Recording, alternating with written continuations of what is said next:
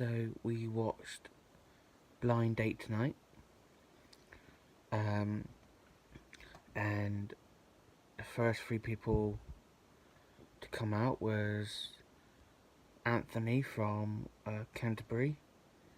He was a Justin Timberlake tribute act, and he showed off some of the Justin's moves. Number 2 was Sean from Liverpool. He said that he's gone on blind date to look for the one, and that he raises a lot of money for charity, and he's a rugby player, so he was like big built. And there was Carl from Belfast. He owns his own beauty salons. He was tall, muscly. He came across a bit big-headed. And the lady doing the choosing was Lauren. She seemed very glam. She's Welsh. And as soon as she came out, I thought she would be ideal for number 2. So the question she asked was, which film star would you be more similar to? Number 1 said E.T. Number 2 said Leonardo DiCaprio. And number 3 said the Oscar, the statue, because of his abs. Then she asked them to talk through their beauty regime. And number 2 said about how bad his feet stink. It was funny, but what a thing to say on when you're trying to impress someone. Then after a third question was, what's the most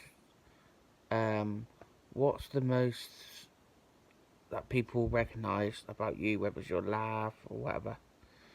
And they did give some great answers. Now I was hoping she was going to pick number 2 at the start. But after his answer about his smelly feet,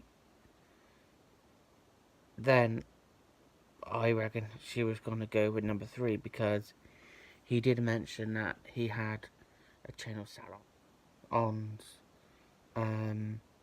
And obviously she did end up choosing number 3. And they are going fishing in Scotland for their date. I don't think they'll enjoy it that much, and I really don't think they'll hit it off either. So we will find out next week how they get on. Next was they brought Liam and Bianca back from last week. They went to Thailand for their date. It looked absolutely amazing. She looked great. He has really great style. They went into the sea, but she would not go under the water. She didn't want to get her hair wet at all. So just as they was getting back onto the boat, he splashed her, and she didn't like that one bit. She got pretty funny about that, but it was funny. So then they went for a massage. Then they had a meal on the beach, which was really nice, really romantic. And then he started singing. He had a really nice singing voice.